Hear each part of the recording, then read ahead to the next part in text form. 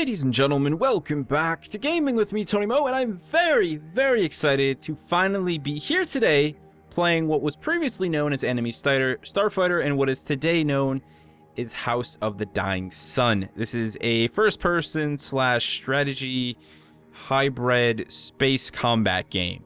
Developed by Marauder Interactive, which is led by Mike Tipple, who is an ex-Bungie employee. He's worked on Halo and many other AAA titles. This is a game that I've been keeping an eye on since it was originally revealed. It is currently available right now as we speak on Steam in early access for $17.99 USD. It's 10% off for the first launch week. And honestly, if you have to pick up one game today amongst the other game releases, including Mirror's Edge Catalyst, I strongly recommend you spend your $17.99, save the rest of the cash on House of the Dying Sun. I will be looking at Mirror's Edge at some point, but it's extremely disappointing at the end of the day. The finished product has a lot of performance issues, and honestly, I'd much rather be playing this. So that's what we're going to do today. We're going to check out this. I have to say, as much as I saw of the game that had me excited, this is one of those games, you know, when I often sit down to play a game by myself, I think I've talked about this in the past, I'll say things out loud. So I'll boot up a game and I'll be playing it and I'll just be like, holy bleep, this game is mother bleeping. I usually don't actually say all that, but I usually get pretty excited when a game excites me, and I'm vocal about it, even if there's no one around to listen. And that is very much how I feel about House of the Dying Sun after just the first, 5 missions I've completed. It's a game that focuses heavily on replayability. You're going to be able to unlock different weapons, different fighters to add to your sort of squad, your armada, so to speak, of which you'll be able to then control and use when you're out in the game. So we'll talk more about that once we actually get into the game. I do want to point out, though, that this game features support for both the Oculus Rift as well as the HTC Vive, and also Track IR, which is what I'll be using today. Let's go, shall we? I've already got a couple of these missions that I've completed. There are 3 difficulty settings you can play each mission on, each with their own sort of recommended difficulties. So how about we actually just hop into a mission that I've been struggling with, which is the Quartermaster. So the overview of the mission is: the insurrectionist offered Lord Vol the contents of the Julheim vaults for looking the other way, and he became obscenely rich, and struck him on just how poor his choice was. Purge the Quartermaster, bonus destroy secondary freighters. So in a sense, we're playing sort of the bad guys in a way. Which the weird thing is, all of your friendly AI in the game will have red, and all of the enemies will have blue as their colors. So you'll notice that we are the flame. That's sort of our location in our base. It's super weird, but I love it. So let's just play the damn mission already before I keep talking here. So number 1 difficulty is Invader. We have Warlord, and then we have Harbinger, and I like how they each have their own little bit of text. So Harbinger: heretic children grow up learning your tactics, studying your war machines, and wishing for your death. This will do. Your foes are bloodthirsty, intelligent, and savage. They have had years to prepare. The slaughter is quick. Burning fleets dot the night skies of the heretic homeworlds. There is no honor here. That's what we're going to be playing on because I'm not that good at this game, and also I haven't unlocked that much. In fact, the only thing I've unlocked is an additional interceptor for my fleet, as well as a 6B7 Fury missile. So let's hop into the fray, shall we? Show you guys a little bit about House of the Dying Sun, what it's all about. This is a really good game. Let me just make that very clear right now. This is a really good game. So let's do it, eh? Okay, so this is a sort of real-time strategy perspective that I mentioned. You can see we've got our 2 interceptors, which are both part of our fleet that we can control at any point in time. We can give them orders if we like. This is one of the ships that we're going to need to attack. I need to find the Quartermaster, though, because I've let him escape several times. So here's what we're going to do. So we're going to go ahead and hop back to one of our ships here. As soon as I stop getting completely lost. Let's just do it this way. Let's do it the easy way. Alright, we're in first person, so now it turns into an actual flight combat game. And we've got a whole slew of different controls and elements. We need to purge the Quartermaster here. I'm going to go ahead and quickly switch my weapons over to my autocannon. If I hold up on the D-pad, I can give quick commands to capital ships as well as fighter ships, so I'm going to tell my fighter to cover me quickly. I'm going to go ahead and boost here and whip around. Now, it's important that we take out the Quartermaster because the reason that I've failed this mission several times is that he's been able to escape. So we really want to start to lay on the damage here. I'm gonna go ahead and switch to my Fury Missile as I use a drift to sweep under here, lock on, and start to lay on the damage.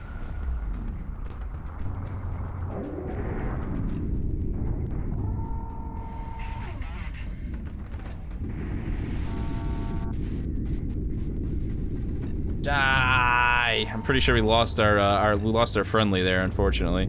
So it's just us at this point. I'm gonna do what I can to evade enemy fire and just strafe the crap out of this thing. So you're gonna notice a little indicator that says drift next to my icon. The game has a really simplistic yet, you know, in-depth set of controls, which I really enjoy. So you've got your typical sort of roll, yaw stuff that you'd expect, but you can hold your left bumper in the case of using a controller like I am to enable drift mode, which allows you to move in one direction while firing in another direction. And he escaped. So, unfortunately, that's the end of that. Now, the best thing we can do at this point is extract. So we're going to be looking for the yellow icon on our heads-up display. We're going to boost as quickly as we can, and we're going to try and engage our warp drive while taking heavy enemy fire. Jump! Okay, we made it out of there. However, we did fail the mission, so we're going to have to try again, unfortunately. That's not an easy mission. I'm thinking we'll come back to that one, actually. I had reasonable accuracy, but that's because I was using missiles. It's not hard to have good accuracy with missiles. So, we failed all over the place there. What I'm thinking here is we've got a couple other missions here. These are going to increase the size of our fleet, so we can get +3 destroyers from this one. But we need to bring her back alive. So we need to defend the assault transport, and then make an example of the workers if we like. We also have Master at Arms, which is going to give us some torpedoes. How about we go for these two? We're going to scan all containers and we're going to kill the Master at Arms. Let's give this one a try on Invader difficulty. I'm going to stick with my Fury missiles. We got our Scabbard torpedo, which we might want to make use of. It's a deep game, you know? It's going to require you to really get good at flying. The thing I really want to talk about, and the thing that's probably sticking out to a lot of you guys, is the overall sound design. And of course the visual, you know, aesthetic of the game, which is quite unique. It's much more of a minimalistic approach, but I think it captures a lot of what I like in a space game. In fact, I think this game is absolutely stunning. The lighting effects, like everything about it to me is just like jaw-droppingly beautiful and gorgeous and intense, and I like how they've avoided and have done so rather well. You know, most space games give you sound effect for your weapons because everybody's like, oh, you know, but not having sound would be dull. And it's not that there isn't sound, it's just the sound design is done in a way to emphasize, like, you know, the mechanical elements of weapons firing, you know, the heavy thud of missiles and machine guns, but you don't actually hear like a missile or a machine. They don't actually hear the sound of the bullets, is what I say, the projectile itself. So let's stop talking because I move my head a lot when I do that, and let's engage in some fighting here. This is a little bit close quarters. I'm gonna go ahead and tell my guy to attack this guy so we can really lay on the fire here. I'm gonna try and boost out of his way quickly. Looks like he's got some sort of a shield. Let's see if we can't take that down.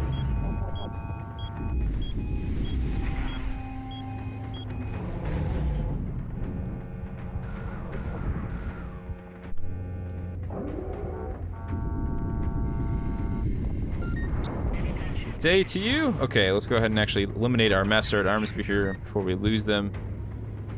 Oh, never mind. It looks like our guy got him. Nice work, man. All right, we need to scan the remainder of the containers. Oh wait, no, Count Ursula is still alive. I don't know why it said she was killed. Uh-oh, we get a flagship inbound.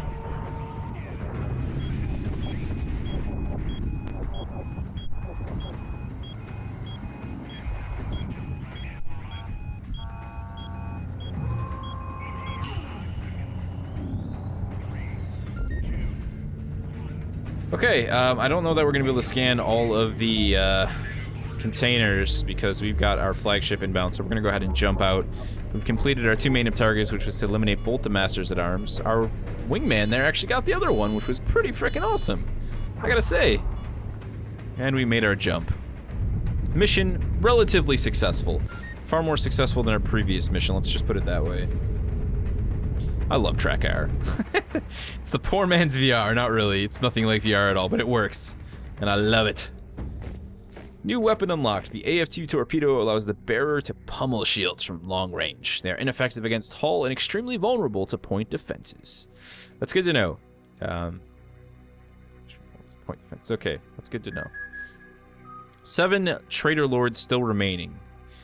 We've got a whole new slew of missions here, including the one that we still have yet to complete. Let's say we go back and do this one. So this is assassinate Lord Thal and then kill his escort. So let's try it on a harder difficulty, though. So I've completed it on Invader.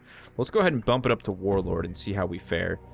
Warlord difficulty is for advanced players. You may be required to return later with a larger fleet or with a highly customized loadout. Well, I'd say my loadout's about as customized as it's going to get.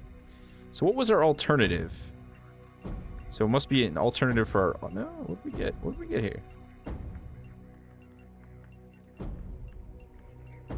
I have no idea what we unlocked, I'll be completely honest. I read something. It's gotta be... It's not an upgrade.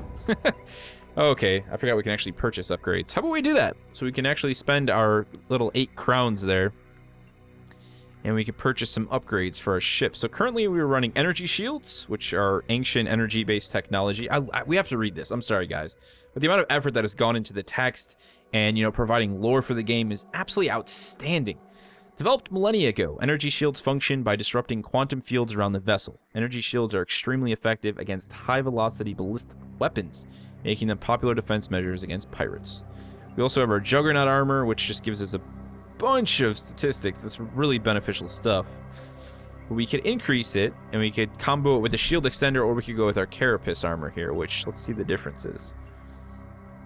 So the Juggernaut armor is pretty gnarly, man. I mean...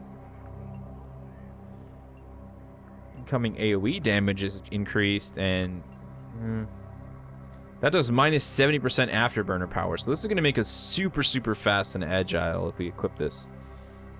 Only one of the Raltum's 4's apex predators has ever been brought back for study, and only then because it was already dead. Advances in light impact armor can be attributed to this magnificent creature. Each class of starship in your fleet may equip 2 upgrades. Let's try it. Let's purchase the Carapace armor. Let's leave it equipped there, and let's give this a go. Let's go in. Make sure we're on Warlord difficulty there. The personification of the Harbinger fleet. Our executors danced to the battlefield like angels of death, felling heretic fighters and capitals alike. I love it. I love it. It's so good, man.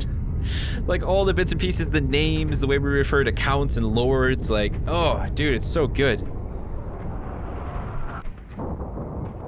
All right.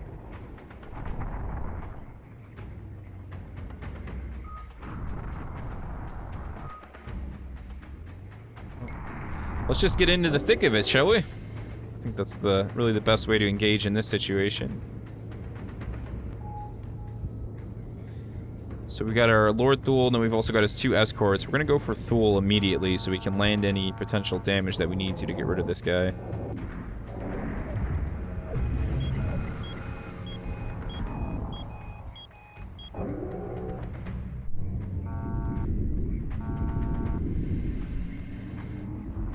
Making use of that drift so we can get our angles. Oh, he ejected. He ejected. No mercy here. We kill all potters. E-players everywhere are cringing. Alright, well, we're not leaving yet. We're taking the rest of these guys out.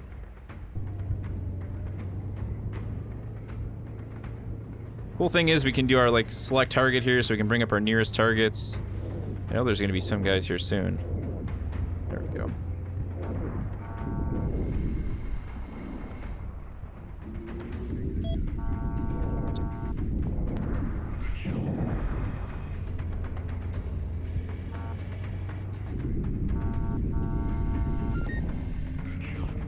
Checkmate! Let's get the hell out of here. Come on, buddy. We are rocking and rolling. Look at that, flying in formation with the AI, man. Oh, yeah. It doesn't get much more badass than that.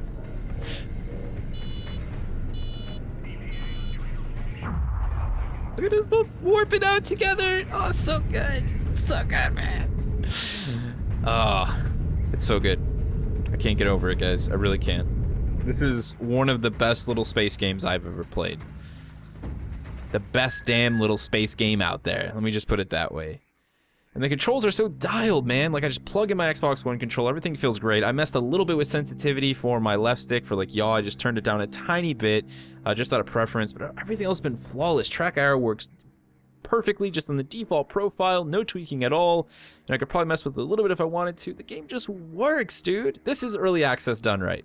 I can play this all frickin' afternoon, and I'll be damned if I don't do just that. Dinner? What's dinner? I've got some House of the Dying Sun to play. So we can get Omniflack off this one. I love the sort of progression too, right? Of like unlocking stuff from completing missions. And there's a deep satisfaction behind the fact that it feels really intimate the entire game. You know, like going out like, okay, we need to eliminate these countesses. You know, the idea we're hunting down these traitor lords. There's a really intimate element to it. And I also like the idea of sort of building up a fleet, you know, so it's just me and one other fighter right now, one other enemy starfighter. As we move in, you know, doing our thing together, you can set commands, but things will eventually get bigger. And, you know, at that same point, the strategy element in the game will increase if you chose to make use of it. I'm interested to see in the long term, you know, whether or not it'll be required to make use of the pause menu to, you know, give commands, or if you can do it all from your fighter and still have the same amount of effectiveness. Those are the questions I have moving forward. But that's been a quick look at House of the Dying Sun, previously Enemy Starfighter, for those of you who may have recognized it by that name. Again, developed by Marauder Interactive, which is led by Mike Topol, ex-Bungie employee. It is $17.99 on Steam right now, and as I said, if there are any games that you are going to be buying today, make it House of the Dying Sun. Trust me, if you like space games, you're going to have a hell of a lot of fun with this, and it's going to be more than worth your dollar. Can't wait to see where the game grows, and the fact that I'm still unlocking missions, there's a lot here, you know, this isn't some really super bare bones early access release. This is a substantial game with an actual game element to it. I'm not just messing around with concepts and, you know, like alpha testing weird little mechanics. This is a game, and you can actually play it, and it has progression, amazing sound design, amazing, you know, visual direction. Like, do yourself a favor. If you like space games, do not miss out on this. Even while it is in early access, I'd say that this is worth every single penny. If you guys have any other questions for me regarding the game, anything I didn't talk about in the video that you'd like to me addressed, feel free to throw it down in the comment section below. I hope you have a wonderful day. Thank you for watching, and I will see you in the next one.